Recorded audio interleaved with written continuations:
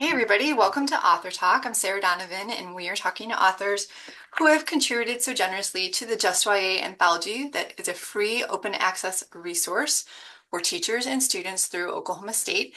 And you can get a paperback version if you want to pay a little money for that too. And we're just hearing a little behind the scenes from the different contributions that are in the collection. And today we are joined with Laura Kuzmicz from Michigan. So we have lots of authors from different places, and today we are traveling to Michigan. So tell us a little bit about what you're doing in Michigan. What do you do there? How long have you lived there? Oh yeah, I've lived there like all my life, honestly. Just born and raised in Grand Rapids. I just graduated college from Aquinas, and actually, fun fact, I learned about this YA book through Aquinas. I worked with a woman named Julie Bevins. Shout out to her. She sent all the students, the Writing Center students, a link, and she said, "Hey, why don't you submit your poetry?" And it's like all the way from Oklahoma, and it's like, yeah, I'll give it a shot. Love it. And how did you get involved in writing?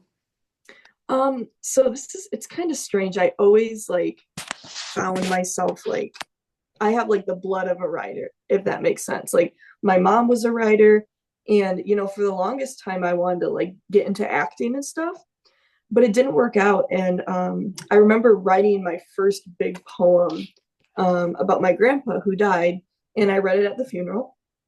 And this really, like, I think he was a priest, and he was related to my grandpa. And he pulled me aside and he's like, wow, that was really good. And I was only like 15.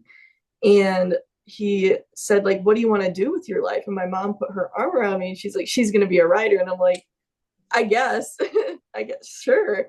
And the more I explored it, I'm like, yeah, I think I think this is the way I want to go with my career, just something in writing.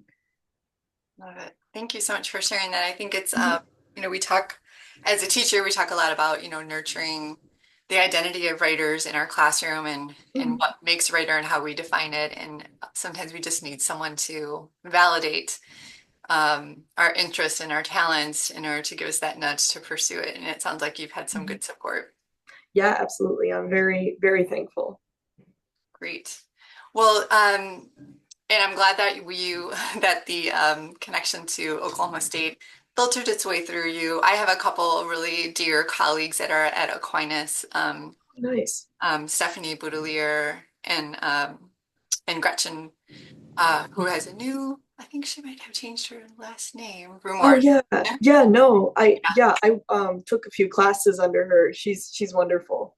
Yeah, yes. And so we have like a lovely connection. And I think it's when we think about creating an anthology like this that has authors from all over the country, it really is a network of community who enjoy writing and who love, teenagers and respect one another to make something beautiful together. So I'm so glad it found its way to you and that you sent us your poem. Yeah, thank you. Well, I'd love to hear a little bit about your poem before you read it. So can you just maybe give a little bit of background and like when you wrote it and sort of what was your inspiration? Yeah, so when my dad passed away unexpectedly last year, I was distraught. I'm still in therapy at this moment. And one of them said, I think writing your grief is like one of the best things to do. So that's kind of what I did. And I kind of like conjured visions of like what I did with my dad when I was a child, like what would we do? What were the smells, the activities, the sights. And I kind of like put that in the poem, and like maybe the stuff we did was like mundane, like driving to the grocery store or doing the bills, but and even though we didn't like doing that, we still had each other, and it was still like a good, even though it was mundane, it was still like a cherished moment, if that makes sense. Sure, sure. So it sort of started as a processing, as a grief processing, or even as a Hmm. form of therapy in writing. Hmm. Yeah, Yeah. I think that's definitely something, writing has a lot of purposes, and sometimes we write for ourselves, sometimes you write for other people, sometimes you write for joy, sometimes to process. Hmm. Um, and I think your poem is a great invitation to our students and teachers to write through. through their grief a little bit. So would you like to read it for us? Yeah, absolutely. All right. So this is called Land Rover. In the corner of my young eyes, I saw your fingers tapping and bumping against your Land Rover steering wheel. Who cares what games we choose, you sang, your hand chasing those greasy fries in my Wendy's paper bag. Little to win, but nothing to lose.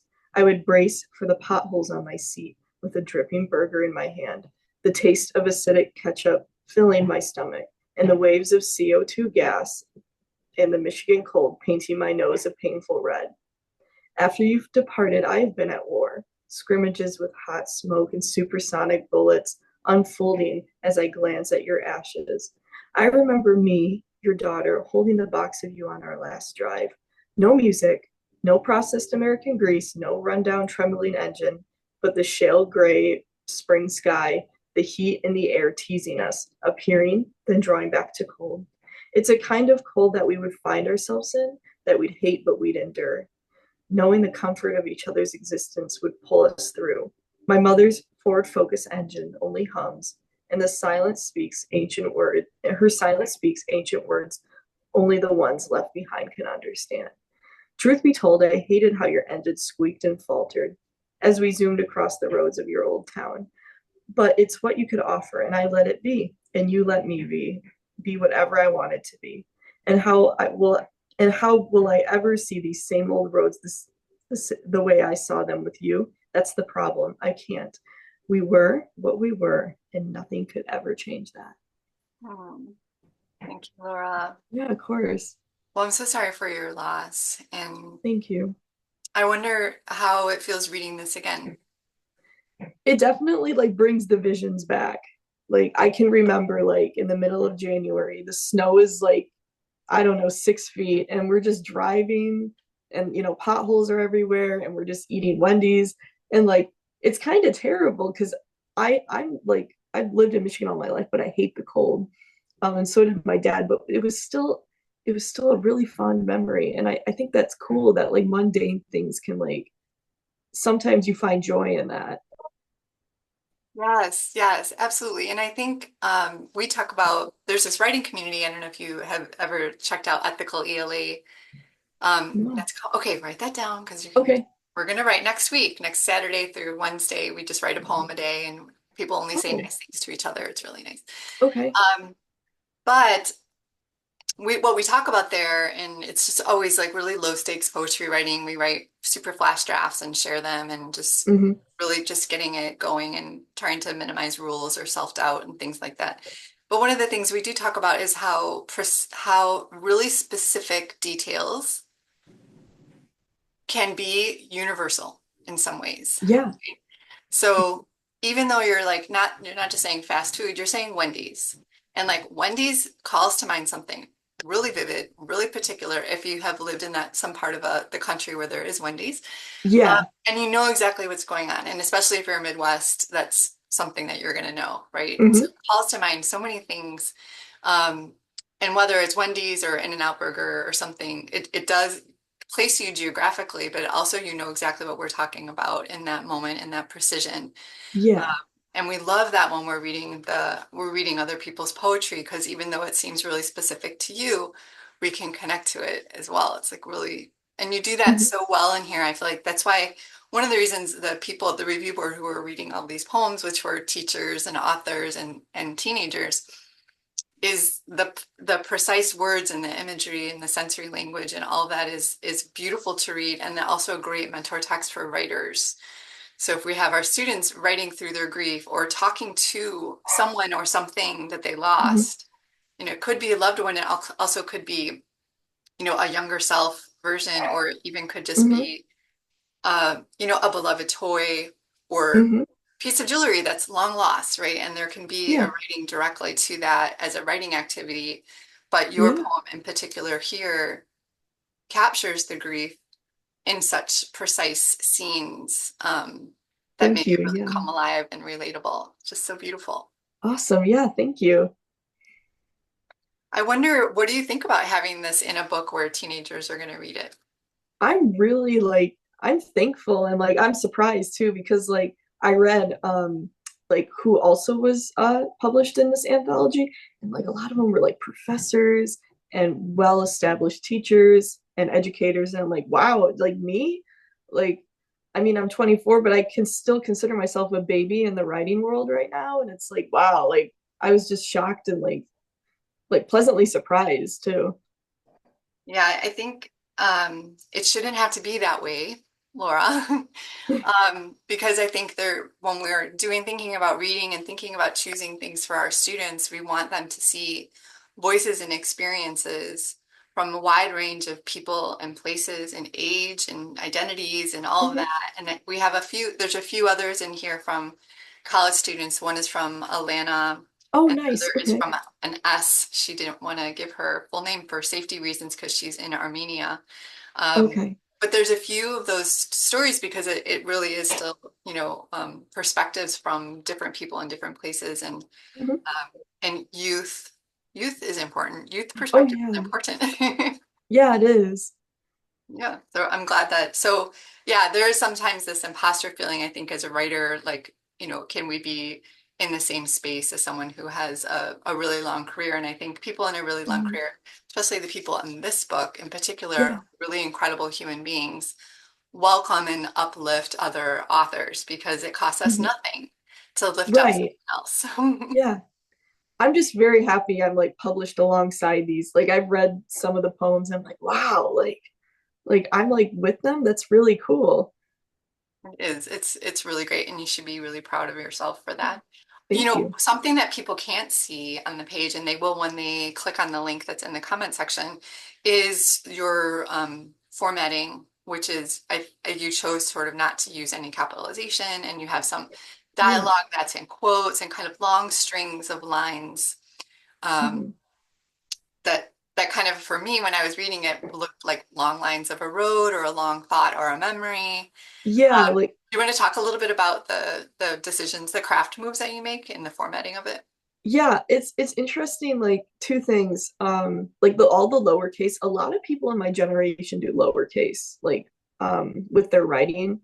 I think it personally, I think it means kind of like more of a softer tone or like just almost like a sad tone. I notice a lot of sad poetry that I read from people my age, like, just don't do capitalizations. They just do lowercase. And I kind of did that for me because it's just this sad like reminiscing and nostalgia just thinking about it, and it's like almost like a trail of thoughts. Mm, I didn't really add a lot of periods in there, but yeah, I almost kind of wrote it just thinking how the brain just like wanders from place to place when you're grieving. yeah, I see that. I could feel that too. And I think, you're giving me something new to think about with the capitalization. I think it's on one hand not giving power to, corporations. Like that's one of my readings. I'm like, oh, the lowercase is like, or it doesn't matter that it's a proper noun. Who cares? I'm grieving. Right. I'm not going to bother with these things. Uh, Yeah. Also, I need to get my ideas out, and my ideas are the here. They're not going up and down like capital, Hmm. which is another way of thinking about like that stream of consciousness. And Yes, straight consciousness. Yeah. yeah, and you can see that in your long lines, which was a little hard to like print on the page because I Oh. they had to be smaller font to get it to fit across the page, but it Hmm. works out really well digitally because you can see it, uh, Yeah. digitally with no problem. But well, as I was formatting the book, I was paying attention to that. I'm like, oh, these have to be on the same line. I can't just like make it a larger font and put it on the next line. Like that's what Yeah. formatting things. It's your choice, right? Right. When you're trying to put it into books or where, students are trying to fit it onto their page, like you need the page to be allowed to have long lines if you want them or short lines if you want them. And Yeah. so much to think about, I think, with the It poems. really is. And it's like super interesting, like, because you only get that in poetry. I mean, maybe in like novels and like other things, but like mostly it's poetry. And it's like, that's, that's like a craft in itself. Like you write, but then like the formatting and stuff, like you really got to think about. Right, right. So I'm really happy that everyone's reading their work, but also it's important to look at how it is on the page too. Hmm. The print page is also different than the digital page, so all of that's kind of interesting to think about. Hmm. Absolutely. Well, what are you working on now? What's next for you?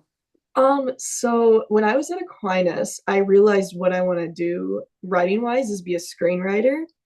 And I do poetry and like novels on the side, but for now I'm just honing my craft and I'm working at a movie theater right now, so that's pretty fitting. And yeah, I'm just working on screenwriting.